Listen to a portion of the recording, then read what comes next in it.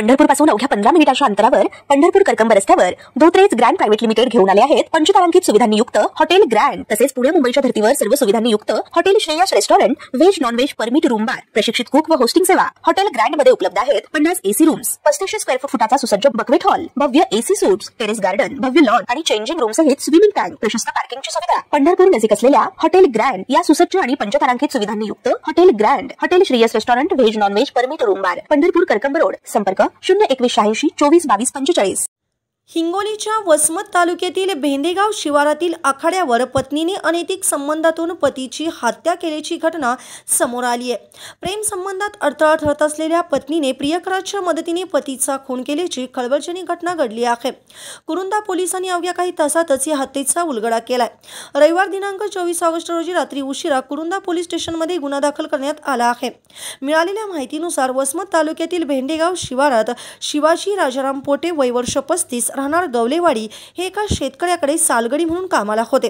शेतातील आखाड्यावर ते त्यांच्या कुटुंबासोबत राहत होते। त्यांची पत्नी मंगल, एक मुलगा आणि एक मुलगी असं कुटुंब राहत होतं। त्यांचा मुलगा शिरड शहापूर येथील शाळेमध्ये शिक्षण घेत असल्यामुळे मंगल पोटे यांचं शाळेमध्ये येणं जाणं होतं। तिथेच शाळेत स्वयंपाकी काम करणाऱ्या ज्ञानेश्वर ठोंबरे राहणार सारंगवाडी यांच्यासोबत बोलणं व्हायचं। या बोलण्याचं रूपांतर प्रेमात झालं आणि प्रेम संबंध जुळले। या अनैतिक संबंधाची माहिती शिवाजीला लागली आणि पती पत्नीमध्ये वाद व्हायला सुरुवात झाली। पती अनैतिक संबंधाला अडथळा ठरत असल्याने मंगल आणि तिच्या प्रियकराने शिवाजी यांचा काटा काढायचा निर्णय घेतला। अनेकदा प्लॅनिंग करण्यात आलं होतं।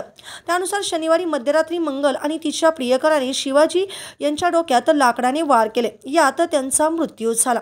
नंतर मृतदेह जवळच असलेल्या नाल्यामध्ये फेकून देण्यात आला। सकाळी मंगलने मुलांना झोपेतून उठवून वडील कुठे दिसत नाहीत याचा शोध घेण्यास सुरुवात केली। कामावरील शिवाजी आखाड्यावर दिसत नसल्याने याची कल्पना शेतमालकाला देण्यात आली।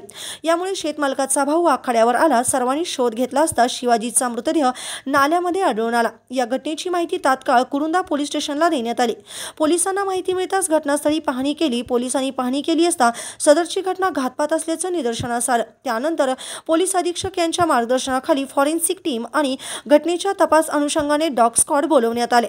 घटनेची सखोल चौकशी करून मृताच्या पत्नीचे ज्ञानेश्वर ठोंबरे यांच्यासोबत अनैतिक संबंध असल्याचे आणि त्यातूनच त्यांनी कट कारस्थान रचून शिवाजीची हत्या केल्याचं समोर आलं।